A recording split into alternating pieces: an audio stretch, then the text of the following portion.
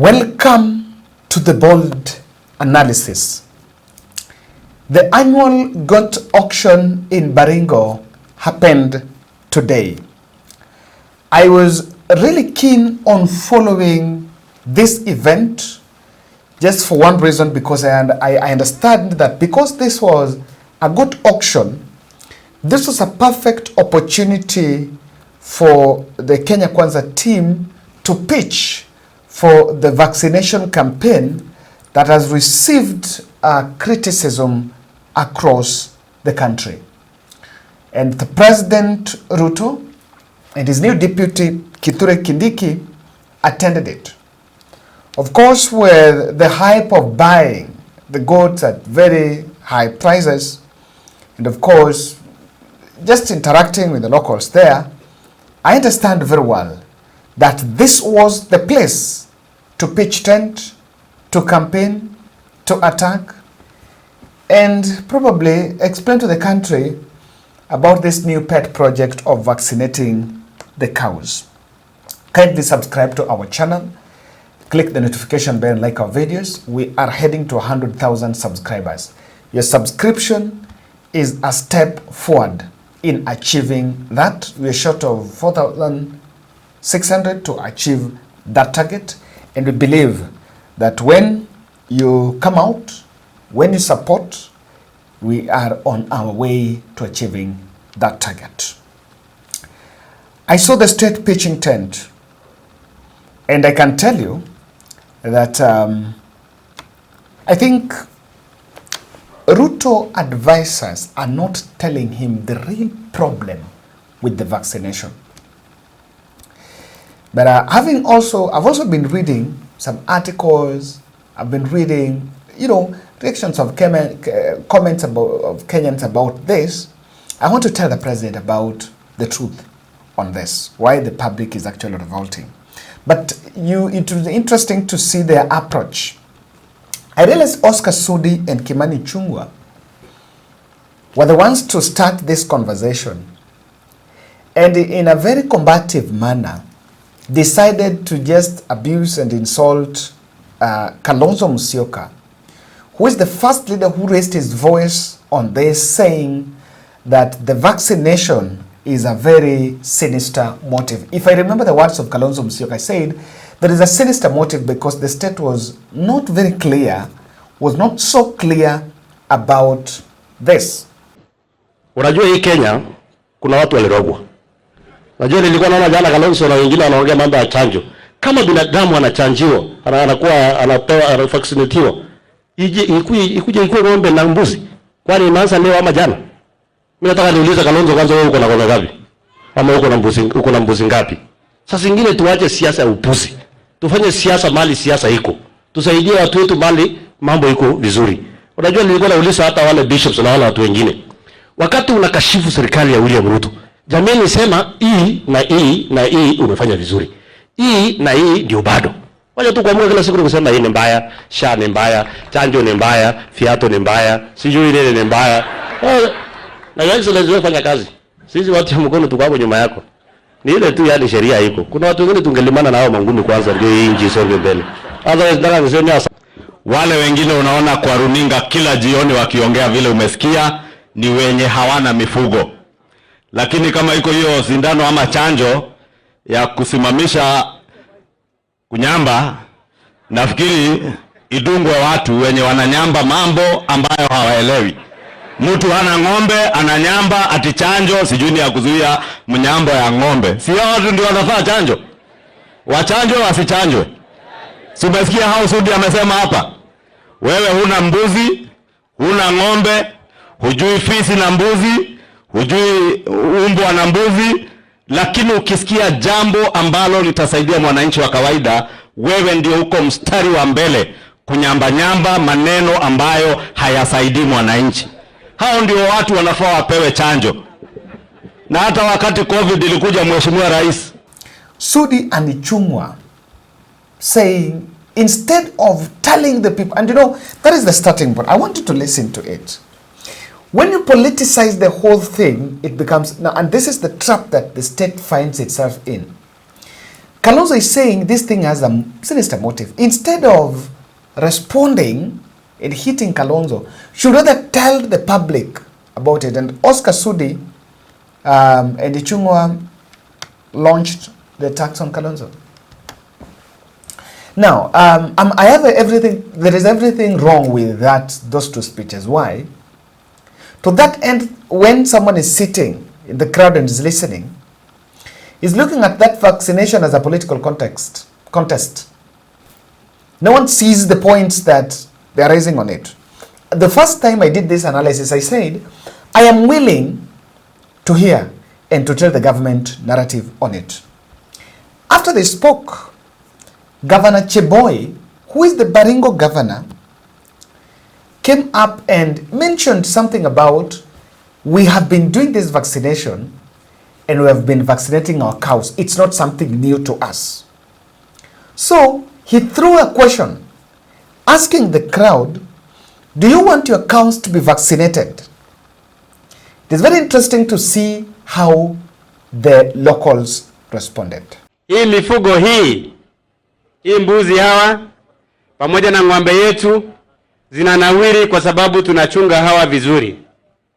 Hata kabla ya chanjo hii ambayo imepangwa na serikali kuu, sisi kila mwaka huchanja mifugo yetu kwa mambo ya PPR na mambo ya foot and mouth. Hiyo si jambo mpya. Nataka kuuliza watu wetu kwa sababu hii ni public participation. Mnataka mifugo yetu ichanjwe isichanjwe? Hebu tuinue mguu tuseme mifugo yetu ichanjwe. Mikono yetu. Mikono yetu.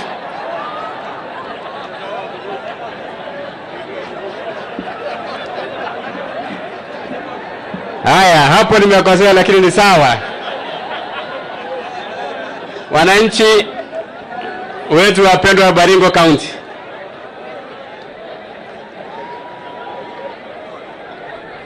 Haya, si toshe jamani. Magawa kasa kuenga lekchiko mwe. Lengo mimi lionage. Sini mambo ya chanjo.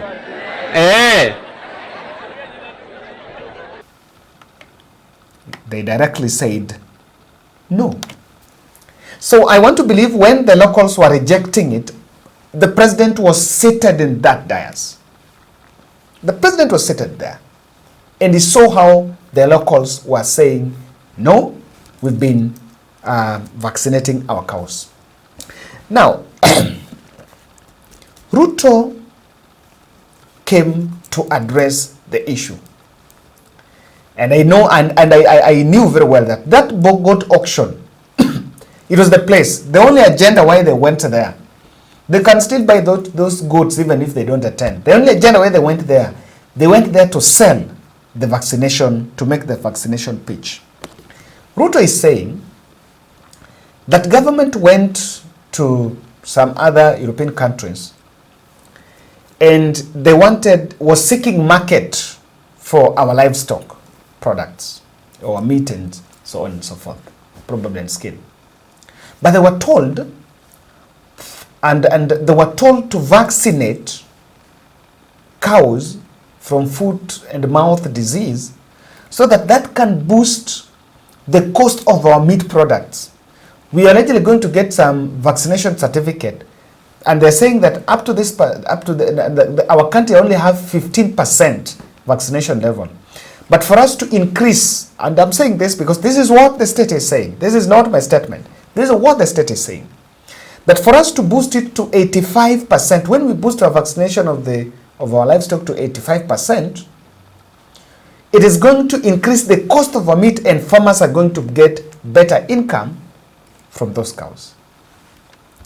Now, Ruto decided to run on the same political angle of attacking and profiling those who believe that vaccination has a problem.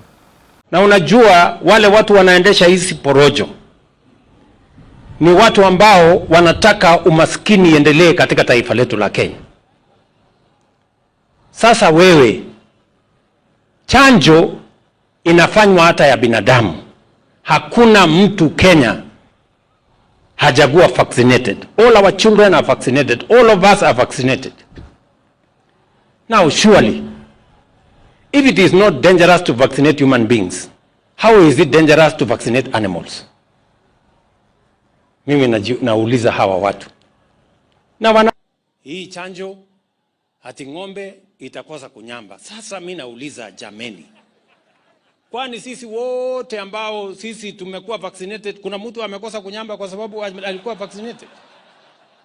What kind of nonsense are we engaged in? Honestly, I mean, please, give us a break. So, atio sijui itanyamba, sijui methane, sijui itafanya nini, sijui itafanya nini. Wacha mimi niwaambie wa Kenya, and I am speaking as a scientist myself. Vaccination is about disease control. It is what we have done over the years. It is being done by our scientists using our knowledge. And because we want to increase the fortunes, we want to increase the incomes of our farmers. There is everything wrong with the way this matter is being handled. And let me start by saying here, let me refer to a letter that the president once, after former President Uhuru Kenyatta met with Ruto, he said that even a good project, if stakeholders are not well involved, it will not succeed.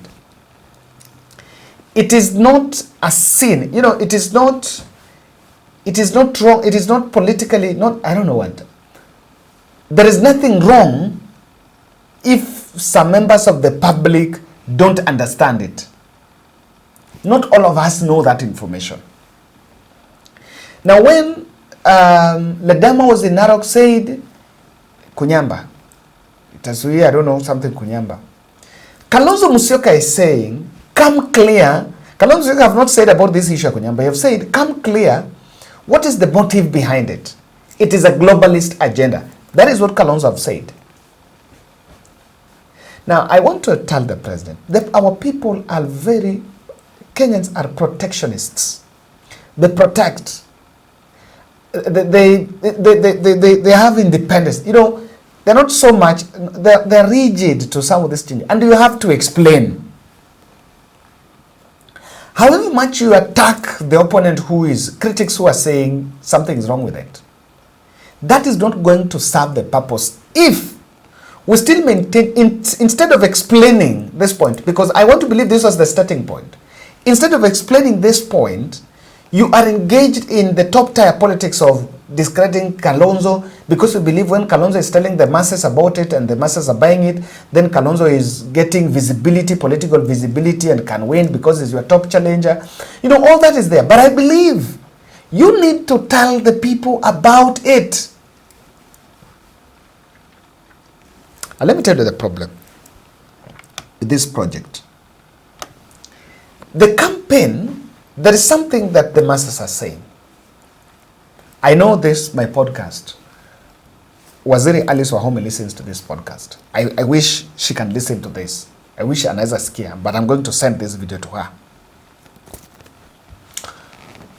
Tell the president this, that what the farmers are saying is clear, that tumekuwa tukivaccinate. The point here is this. What is new with the vaccination? You need to explain that, because even that governor, that is what that governor have said, that it is not something new. Yes, it's not something new. Vaccination is not new. And there is that narrative of even human beings are vaccinated. I look at it, that I don't even want to belabor myself talking about. So, you need to explain, there is a way it is being brought as new. And in fact, what they should do is, iyo dawa wanataka kuvaccinate. Today, government vaccinates our children against polio. Of course, resin complex and here and there, but it is normally received. Instead of taking, like when you're gonna down or take vaccinate, why don't you just encourage the farmers to vaccinate? Or go and subsidize the cost of vaccination so that a farmer achukue hiyo yenye huwa na vaccinate, because they're saying it is not something new. Ile yenye farmers want to vaccinate now is the same one the government wants to do. So the best way to do, the way you have subsidized fertilizer, go and subsidize that vaccine.